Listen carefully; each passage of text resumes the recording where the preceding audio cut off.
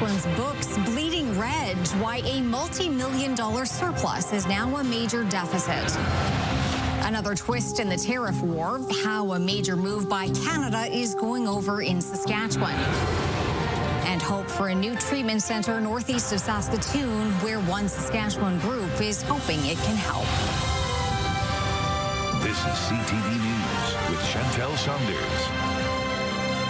Good evening. We begin tonight with Saskatchewan's finances. The books have taken a big hit. What was once projected as a $12 million surplus is now on track to become a deficit of more than $300 million this fiscal year. CTV's Stacey Hine has those details. Saskatchewan's projected $12 million surplus is now forecasted to become a $349 million deficit.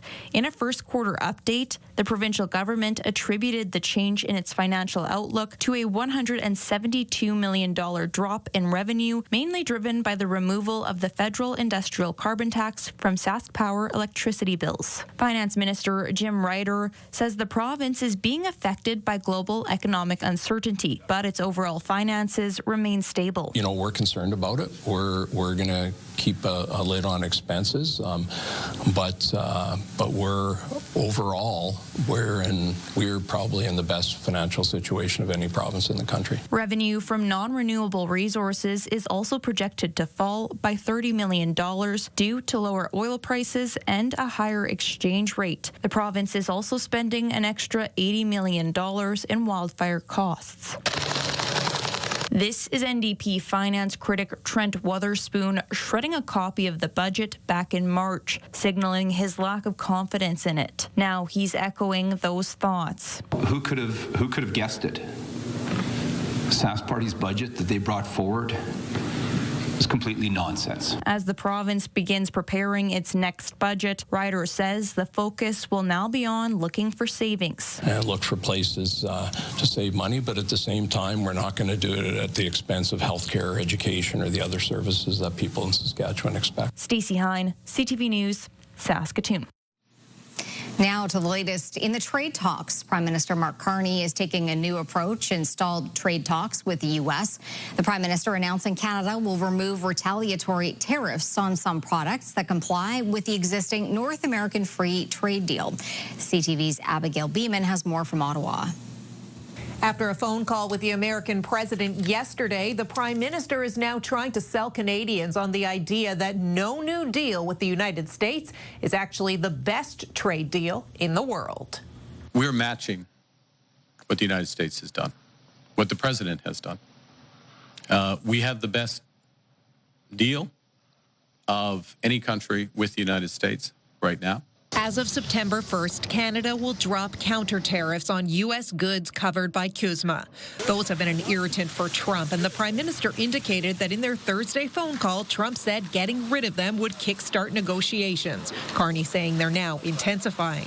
In the Oval Office, the president now saying he wants to be very good to Canada. He's removing his retaliatory tariffs, which I thought was nice, and we're going to have another call soon. Okay. Yeah, we had a very good call. You're getting closer towards the trade? I like them. Carney is trying to sell this as matching the U.S., using that word multiple times, since the U.S. has no tariffs on CUSMA-exempt goods. But the tariffs that remain from the U.S. on steel and aluminum are higher than Canada's. We're not raising those today. We've matched the tariffs on autos, similar structure as the U.S. We do have a difference between our tariff on U.S. steel and our tariff on U.S. aluminum.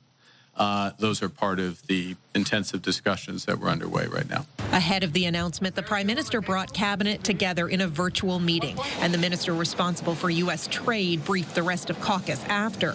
Carney also said the renegotiation of CUSMA could take as long as 18 months to work out. Trade experts say what happens there will be the real issue for the long term. The Prime Minister is also promising a new, quote, industrial strategy in September for all sectors hit by tariffs, mentioning autos and agriculture in particular. The Prime Minister has long talked about diversifying trade partners in the face of the U.S. trade war, and next week he heads to Germany to work on that, bringing along a handful of key ministers with him. Abigail Beeman, CTV News, Ottawa. Here in Saskatchewan, businesses and provincial leaders are watching closely to see how the new trade twist plays out. Jacob Carr on the cautious optimism. The counter-tariffs being dropped by Carney's government are covered by the Canada, U.S., and Mexico Free Trade Agreement, but the counter-tariffs on steel, aluminum, and autos will remain. According to the Prime Minister, the U.S. tariff rate on Canadian goods is at 5.6%. That remains the lowest amongst all of the United States trading partners. And more than 85% of Canada-U.S. trade is now tariff-free.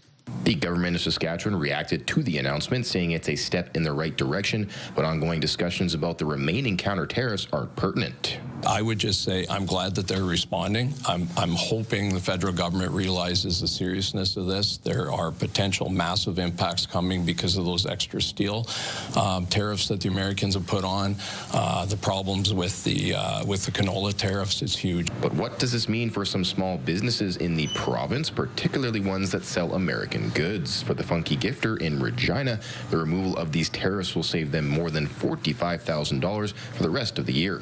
What we're saving it's pretty much a house payment, a car, multiple car payments. It's a substantial number. It's a number that, could make or break a business.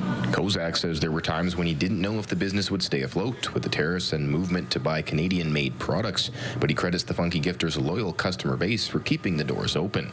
The business is thankful that the tariffs are being removed and is looking forward to September. It's going to help. It's going to help lower costs for the consumers. It's going to help lower costs for the small business owners and operators. And it's just going to be a great feeling for all. Jacob Carr, CTV News, Regina. Insurance claims are rolling in across Saskatchewan following Wednesday's storm. SGI says it received 496 auto claims related to storms in Saskatchewan on August 20th and 21st, in addition to 115 property claims. Municipal Hail Insurance says it received 500 crop insurance claims in Saskatchewan related to the storms and is expecting that number to reach 1,000. Severe weather chaser Jenny Hagan says this could be the largest storm event of the season, where certain parts of the province saw golf ball-sized hail. This is probably going to be up there with one of the major events, especially as far as insurance claims and everything like that in the province for the whole season, if not probably in the last 5 years. Hagan says that storms as powerful as Wednesday's aren't usually seen this late in August.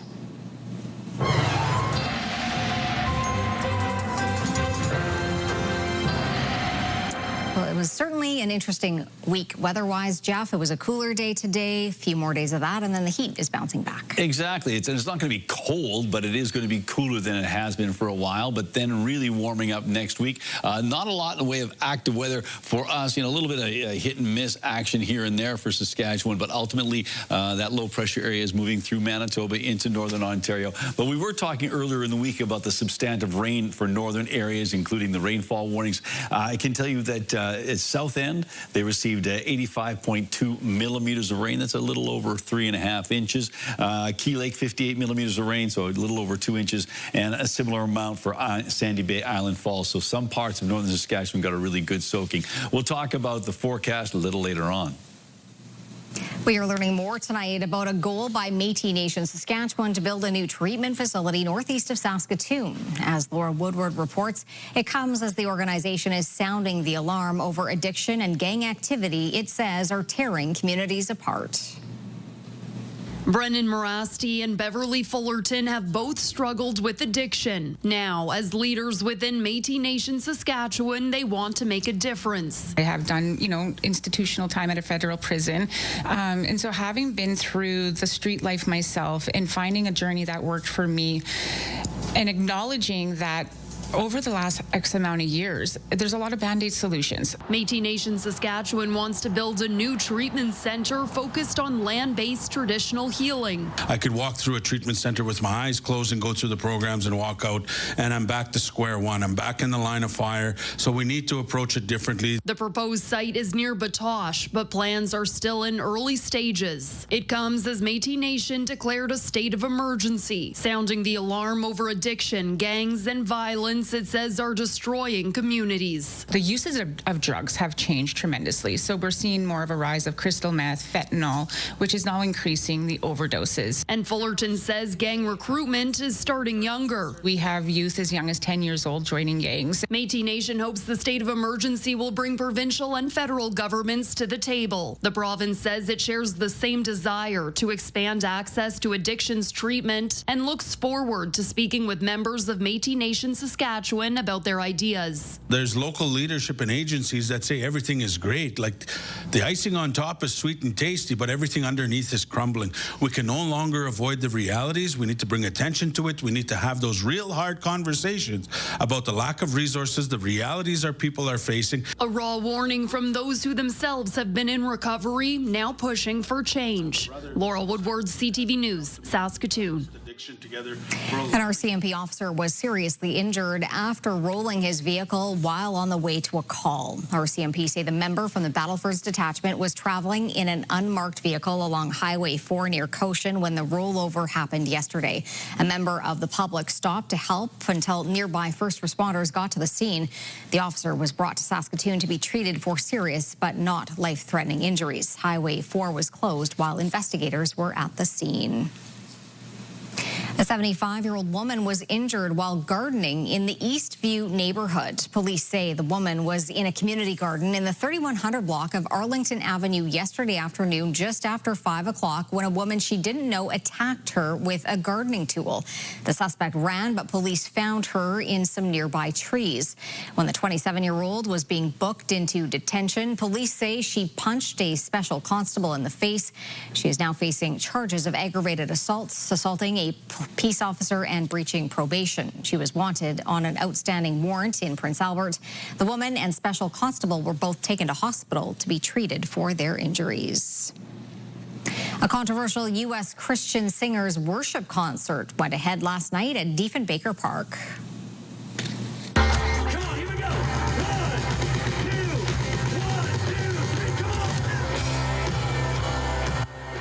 An estimated 1,000 people attended the concert featuring Sean Foyt. Despite some concerns cited over public safety, police say there were no issues. Foyt has faced criticism over his views on abortion, Black Lives Matter, and LGBTQS+ issues, along with his support for the Make America Great Again movement. Outside the concert area, several dozen protesters held signs, used noisemakers, and a megaphone to voice their opposition to the concert being held in a public park because of Foyt's views. A local pastor and concertgoer says he had no problems with protesters expressing their views, and neither did Sean Foyt himself. I think it's hilarious because these people would never go to church, and they just subjected themselves to almost a 2.5-hour church service. So I think it's pretty cool. Nothing against them. They have the freedom to protest all they want, and we just love them. What most people have an issue with is that it's in a public space and that some of the messages don't promote inclusivity. In fact, they promote division. People say that we're sick and then, like we need help and we need God's love and all that stuff. But, we're out here showing that we don't need any of that. We can rise above their supposed love. Saskatoon was the first Canadian city on Foyt's tour to allow him to perform with a permit in a public area, but the backlash has prompted the mayor to ask for a review of the permit process. Foyt's next stop is Edmonton. Canada's air travel landscape continues to play catch-up after job action at Air Canada that came to an end this week. Damien Smith checked in with Saskatchewan travelers today to find out how they navigated the aftermath. We think the worst is behind us. It's been a whirlwind of a week at the Regina International Airport, with Air Canada's flight attendants going on strike. The airline continues to ramp up operations after reaching a tentative deal with the union on Tuesday. Some passengers were stranded for days. From everybody working, like the agents working at the desks, and those people were absolute angels. Air Canada completely dropped the ball on this one. While others had better luck. It's perfect. We were supposed to leave Athens at 1:20 Athens time on Thursday, and we left 1:20. Got to Toronto. We had a 17-hour layover, which was what it was going to be anyways. According to Bogus, the strike has had a substantive impact on the airport's revenue. I'm sure, though, collectively as Canadians, we're feeling some relief. Air Canada is a major carrier for our country. It serves over 35% of the capacity from Regina. It was very disruptive. So we're certainly feeling relief locally. Attendants for Air Canada will begin voting on a new tentative agreement next week that raises wages and establishes a pay structure for the time worked when planes are on the ground. Damien Smith, CTV News, Regina. After more than 150 years, the Saskatchewan First Nation is considering changing its name. As Mick Fable reports, at the heart of the issue is a former chief. Muscatpeting Saulteaux Nation, located 60 kilometers northeast of Regina, is having conversations of a name change in honor of their inaugural leader, Chief Chikak. It's good to have a consultation with the members that are involved, because I think that's where you need to take the direction from, and that, as a leadership, that's what we're going to do, is we're going to take direction from our members, and we don't think we know better than anybody else, and we're willing to take direction, we're willing to listen. Chief Chikak signed onto Treaty 4 on September 8, 1875. He represented the nation that would go on to become Muscatpeting Saulteaux Nation. For many years, little information was known about the chief, but now the nation is working hard to uncover who he was. This is the era of truth and reconciliation, and often we hold government and industry to standard to that, but sometimes we need to reconcile with ourselves, and today that's what today's conversation was reminding our people that we come from Chief Chikak. Muscatpeting is currently working with Joan Holmes and Associates, a firm digging into the nation's history and Chief Chikak. We found Chiefs Chikak and Muscatpeting in pre-treaty records. Chikak, we found him around the elbow of the South Saskatchewan. We found him near Fort Pelly. The firm is currently putting the finishing touches on a research document on the chief. For now, consultation between the band members will continue until everyone has a clear understanding of a possible name change. I want to bring some of the people out to bring more history and more of their research to our people, so they know our history. I think that the more they're comfortable with what we're presenting, the more comfortable we can make an easier decision on what to do. Mick Fable, CTV News, Muscatpeting Saulteaux Nation. SaskTel says the outage affecting both cellular network calls and business services has now been restored. The Crown Corporation says a province-wide outage that prevented people from making or receiving calls began at about 8:30 this morning. About 3,000 business customers were affected by the outage. SaskTel apologizes for any inconveniences this outage may have caused and thanks customers for their patience. Still to come, why some people on disability benefits have not been paid, and a deadly bus crash south of the border.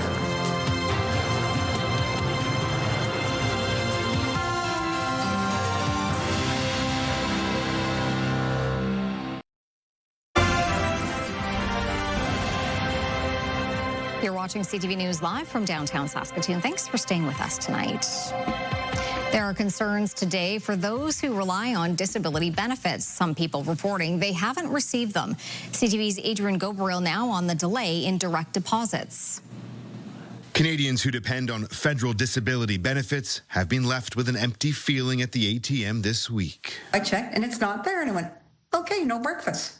In July, Ottawa began making payments through its new federal disability benefit that tops out at $200 a month for a total of $2,400 a year. It lets them buy some essential over-the-counter painkillers, maybe, pay for their food, pay a backlog of bills and debt, pay their rent. This past Thursday, Canadians living with a disability, like Victoria State, were supposed to receive the program's second payment. Many have been left empty-handed. Excuse me, you started a program for people who are struggling. CTV News called the Canada Disability Benefit Call Centre hotline. We were greeted with this voicemail. Due to a system issue, some Canada Disability Benefit payments issued by direct deposit for the month of August 2025 will be delayed. We apologize for the inconvenience In March, Prime Minister Mark Carney eliminated multiple cabinet positions, including the now former Minister for Diversity, Inclusion, and Persons with Disabilities. Advocates say issues like this are proof that Carney's move was a mistake. This basically means that we are lumped into a huge portfolio that the current Minister of Jobs and Families is responsible for. So we are not a top priority. We asked the federal government for an explanation as to why payments haven't been made. A spokesperson didn't directly answer our question, saying in part, they are pleased to confirm that the majority of CDB payments are completed. A limited number of client payments remain outstanding due to an isolated systems issue. You don't start a program and then drop the ball. Thank you very much. You people are getting a paycheck. You got a paycheck because you can get food. I don't got a paycheck, and I got no food. There was some good news late this afternoon. Following our questions to the federal government, we began to hear from some who say they've now received their deposits. Adrian Gobriel, CTV News, Aurora, Ontario. Talks between Canada Post and the Canadian Union of Postal Workers are now being put on hold. Negotiations were scheduled for today, but the Crown Corporation says it needs more time to review this week's offers from the union. Both parties returned to the bargaining table this week after a pause triggered by the Air Canada flight attendant strike. The union is asking for higher wages while allowing for the addition of weekend delivery and part-time workers. Canada Post and the union will meet again on Monday. Police in Western New York are investigating a bus crash that resulted in multiple fatalities and dozens of injuries. We have some folks that have some head injuries. We have some folks that have some extremity fractures. 2 patients from the operating room right now, one with internal injuries that are being managed and one with a severe extremity injury. And then we have several folks still getting evaluated of lesser complexities. The tour bus rolled when the driver lost control on a highway. About 50 people were on board. The crash happened on Interstate 90 in Pembroke, about 45 kilometers east of Buffalo. The bus was traveling from Niagara Falls to New York City. No other vehicles were involved. The driver is cooperating with investigators.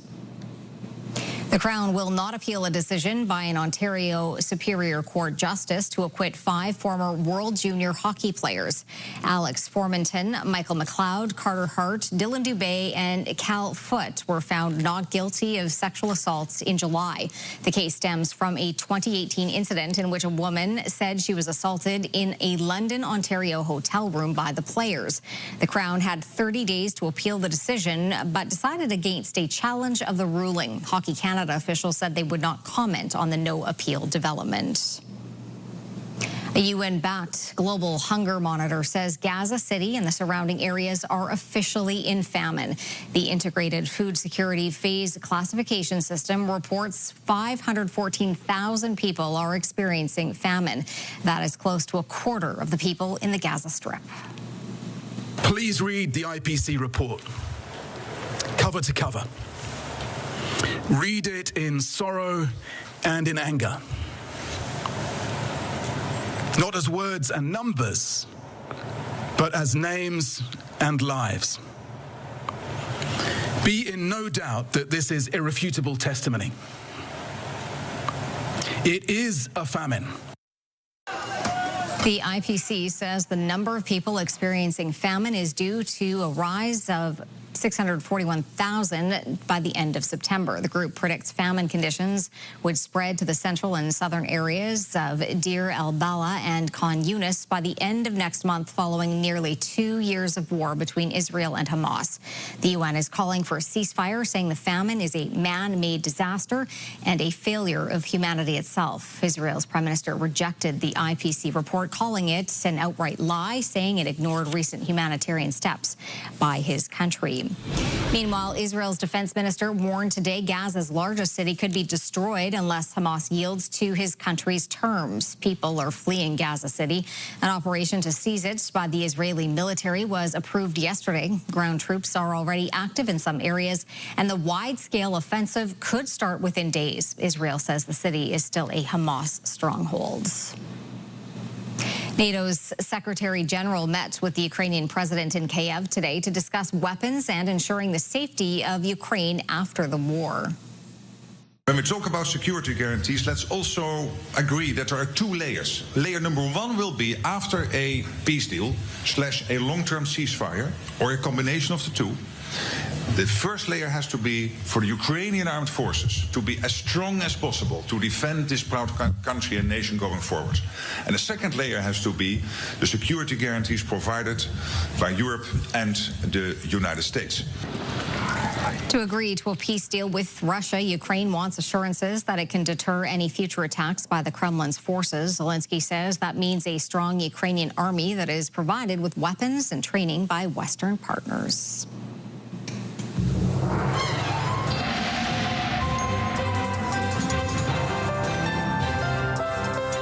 Hello everyone, I'm Thomas Craig from Murdoch Mysteries. Now we're bringing something a bit special to Saskatoon. Murdoch Mysteries in concert with the Saskatoon Symphony Orchestra. It's a great night out that blends the drama you see on TV with a live orchestra right there in the room. It's on at 7:30 p.m, Wednesday, August 27th at TCU Place. And if you fancy saying hello, there are still VIP meet and greet tickets available at tcutickets.ca. Go on, treat yourself. You know you want to. So then, what's the weather going to be like? Well, Detective, we can sleuth out that information for you. It looks like the day is going to be a hot one. Wednesday, August 27th, so this coming Wednesday, 30 degrees for a daytime high, sunny conditions. And once again, for more information, SaskatoonSymphony.org. Curtain goes up at 7:30. Let's take a look at our numbers. 18 degrees right now in Saskatoon and the Battleford, 16 in Prince Albert. And as you can see, moderate winds in all three locations, generally northerly winds. And on to Saskatoon's almanac, a daytime high of just 19 degrees. 24 degrees is typical, so 5 degrees below seasonal, but nowhere near the record temperature. That wasn't in danger at all. 36 degrees in 1937. The record cold temperature at chilly 1 degree from 1977. The sun came up at 6:02, and it's going to go down at 8:16. Coming up, a first for Saskatchewan, the team that will take to the ice this fall.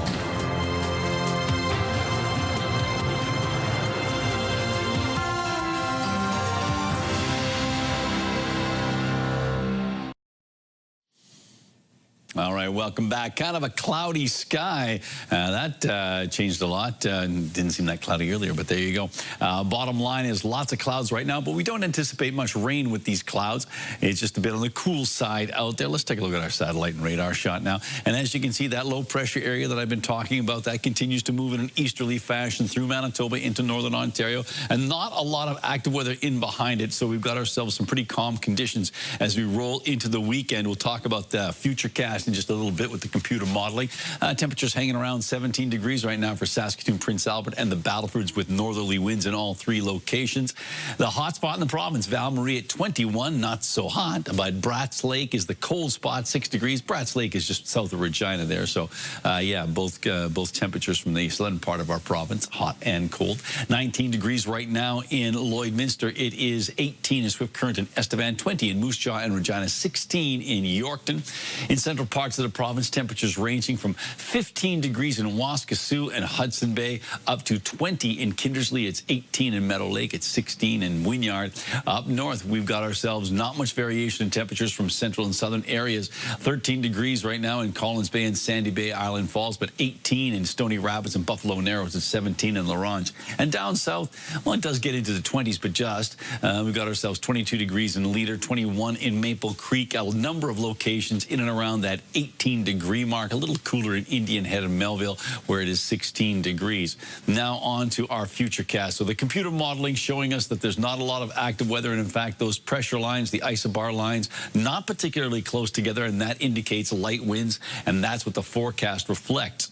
We'll talk about that in a second or two. Temperatures in the high teens, low 20s for northern Saskatchewan with a mix of sky conditions. Into west central parts of the province where mainly cloudy skies will prevail with temperatures around that 21, 22 degree mark. Into the southwest, temperatures don't change all that much. Leader's going to be expected to hit 24 degrees, 23 in Maple Creek, 22 in Outlook, 21 in Swift Current, 21 as well in Estevan and Regina, 18 in Yorkton, 22 in Moose Jaw, mainly cloudy skies there, and that's certainly the case for many parts of eastern Saskatchewan, east central Saskatchewan, with temperatures in the high teens, low 20s. Now, on to the details for the Battlefords. Less cloudy conditions tonight with some fog patches developing. The fog patches will go bye-bye, but there will still be mainly cloudy skies on Saturday, a high of 22, but back to seasonal temperatures on Sunday, and then really warming up as we head into next week. And look at that, Thursday and Friday, 31 degrees on both days. For Prince Albert and area, mainly cloudy skies with some fog patches developing overnight, 7-year overnight temperature. The winds back off, and they don't really jump up again tomorrow. Winds out of the north at 10, so light winds tomorrow. 22 on Sunday, 27 to start the work week, and then Tuesday, Wednesday, Thursday, Friday, temperatures of around 28 or 29 degrees for those 4 days. And finally, for Saskatoon, less cloudy conditions, some fog patches showing up, the winds backing off, and the winds don't pick up on Saturday. 21 is your temperature high for tomorrow. And then as we take a look at Sunday, 24 degrees, and then 28 to start the work week, and then warming up to, wow, 32 1 week from today. So some hot temperatures in store for Saskatoon and area as we make our way into next week.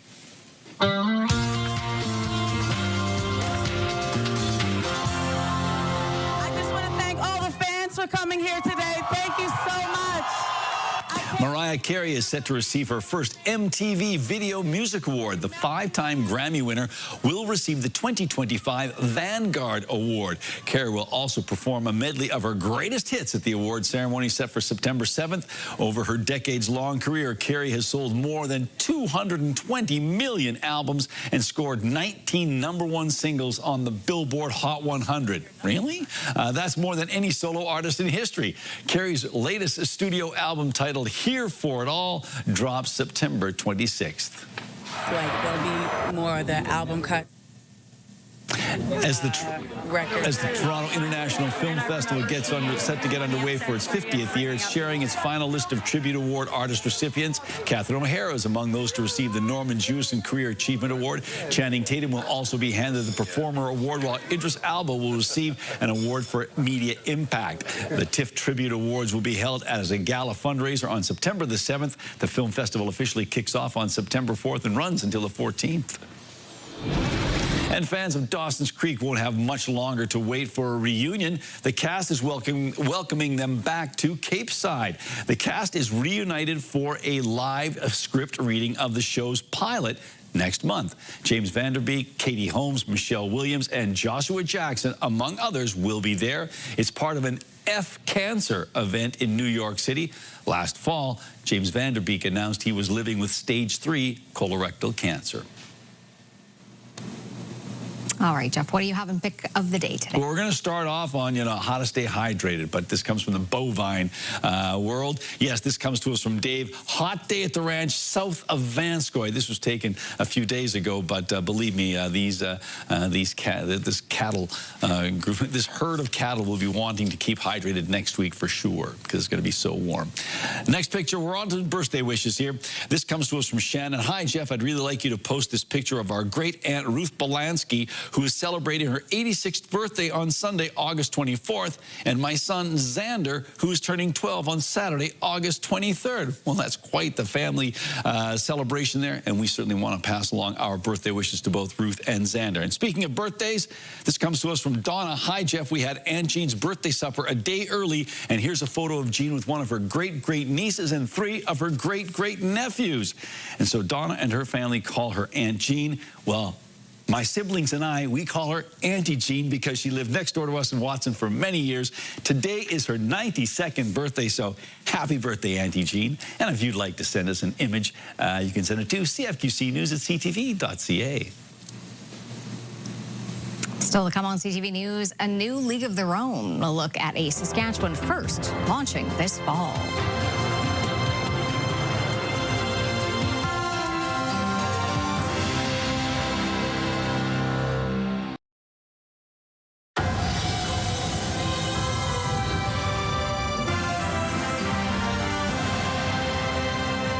A new hockey league is set to take to the ice this fall in Saskatchewan. Women looking to continue their careers have a new path to follow. Donovan Mace explains. Hockey League is expanding the opportunities for women to continue playing the sport. It's been a long time coming. We kind of had this idea in the back of our heads for a while. Like anything senior hockey in Saskatchewan, this league has its beginnings on Coffee Row. The Main Track Cafe in Weyburn. Spawning from a love of the game and the wonder of why it wasn't there before. There's just one thing from around in Saskatchewan here that all the boys are playing senior hockey, and we're like, well, why can't we have it? It was really overwhelming to see how many people wanted this for girls in Saskatchewan. Saskatchewan has a strong connection to the senior hockey circuit with more than 100 men's teams and 24 leagues across the province. And when the puck drops for the SSWHL with 10 teams in October, it will be the first time these girls have a league of their own. The girls coming up that have dreams of playing somewhere, but knowing that there's always going to be a place for them, and also all the girls who are scared in their senior years have their next place to go after. According to Hockey Canada, more than 108,000 women and girls participated in local programs across the country in 2023 and has the goal of 170,000 girls playing the game by 2030. Organizers hope this league keeps them in it longer. You give your whole life to hockey, to a sport, and then all of a sudden it's over. And then what? Like, I want that opportunity for myself and also for, the future generations as well. Keeping them playing hopefully gets them more involved coaching, helping out, being a part of the community still, which I think is what a lot of us lose after. Opening weekend for the SSWHL is set for October 17th to 19th. Donovan May, CTV News, Regina. When we come back, a Saskatoon-born athlete with a new record. And later, when slow and steady doesn't have to win the race.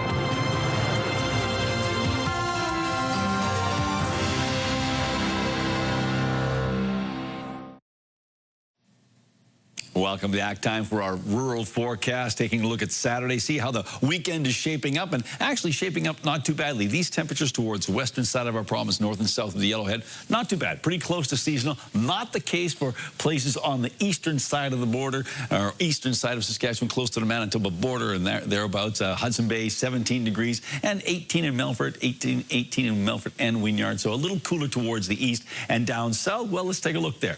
Temperatures towards the western side in the central part of the province, pretty much seasonal temperatures. In fact, Leader is probably right on seasonal there, but a little cooler in Kenora, Broadview, and Carlisle, around 18 or 19 degrees.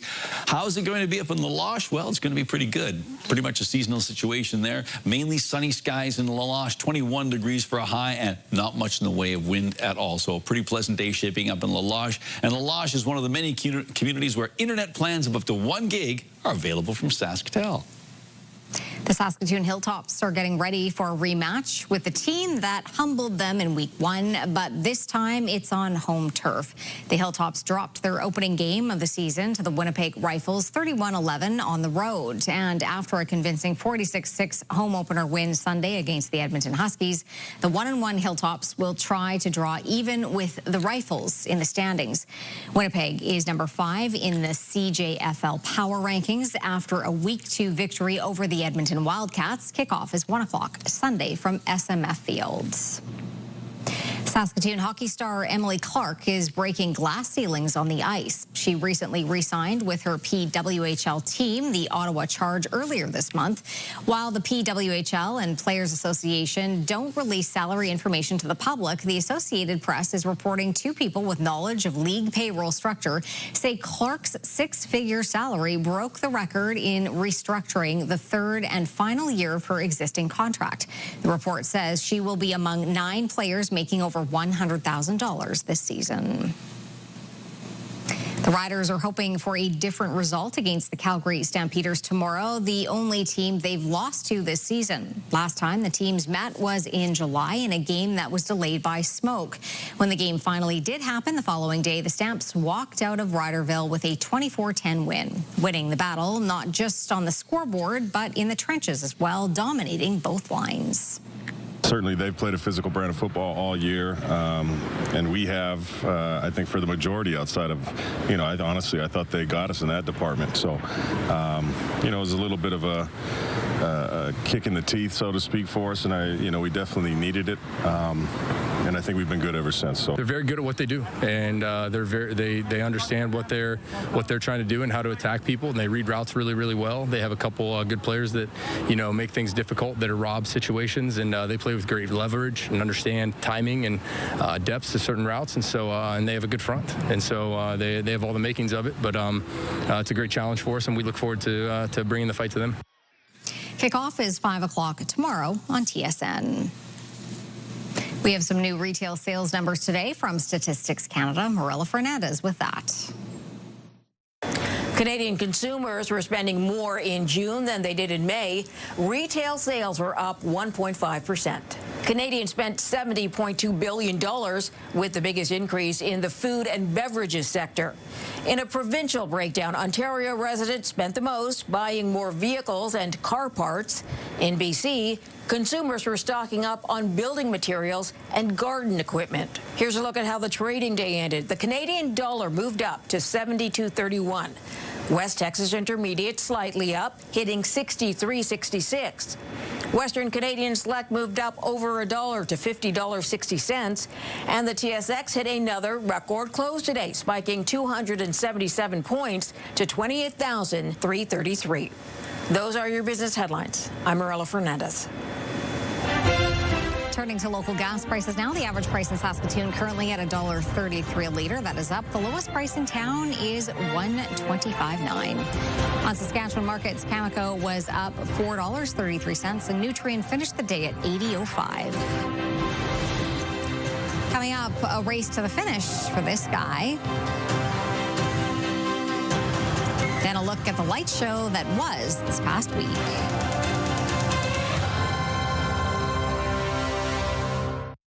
Select Hair Service is brought to you by Sage, the beauty bar.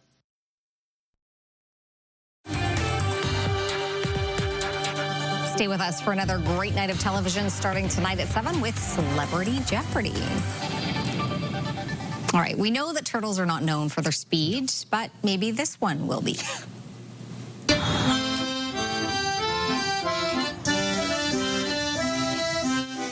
You love that tune, Jeff. I do. It's catchy. The turtle's owner clipped him to a cell phone holder on his bike so the little guy could see sights he's never seen at speeds he's never been. And judging by his face, he's either terrified or loving it. Right? Well, I think so. I'm going to go say, I've never seen things move so fast. Slow down. There you go. It's got a good grip on that stuff. Touche away. There you go. Touche turtle. Hey, I want to say thank you. I popped over to, we've had a couple of tours here with the Intercultural Association. They bring by their students, and the students were wrapping up their summer events, their summer programming this summer, or this afternoon, and I popped over, and they had a lovely thank you card for coming to our station and visiting us. Yes, exactly. A handmade card and a lovely little gift. So thank you so much. I hope you have a great summer. And yes, it's speaking of great summers, and at least tomorrow, we can take a quick look at these numbers here. 13 degrees in 9 a.m., 6 by noon, and then mid-afternoon, 21 degrees and 20 by 5 o'clock, and not windy at all, but will be mainly cloudy. So a bit on the cool side and mainly cloudy, but not windy. All right, we're looking forward to it. You brought in your notes for something? Well, you thought you wasn't I was confused. Auntie Jean Warner lived next door to me and my brothers and sisters and my family in Watson. Okay, just so we're clear here, she was a courtesy aunt, so happy birthday once again. Also your aunt, yes, happy birthday. Okay. All right, well, Wednesday's storm lit up the night sky and left people watching closely. We had so many videos and so many photos. We want to thank all of our viewers for sending them in. We're going to leave you with some of the images, but also we have a pretty cool photo gallery on our website of so many of the images that people sent us in. So head there, but in the meantime, enjoy this and have a great and safe weekend. We'll see you on Monday. Sounds good.